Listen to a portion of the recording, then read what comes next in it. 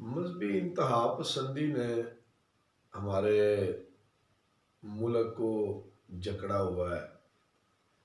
اور ترقی کی راہ میں یہ بہت بڑی رکاوٹ ہے۔ میری اپنے تمام ویور سے یہ التماس ہے کہ مذہبی انتہا پسندی سے چھٹکارا پائیں، اپنے اپنے مکتبہ فکر سے پیار کریں، لیکن دوسرے مکاتب فکر سے جو نفرت، بغض اور کینہ ہم لوگ اپنے دلوں میں رکھتے ہیں اس کو ختم کرنے کی ضرورت ہے، محبتیں بانٹنے کی ضرورت ہے۔ مذہب تو سکھاتا ہی محبت ہے، اور مذہب کو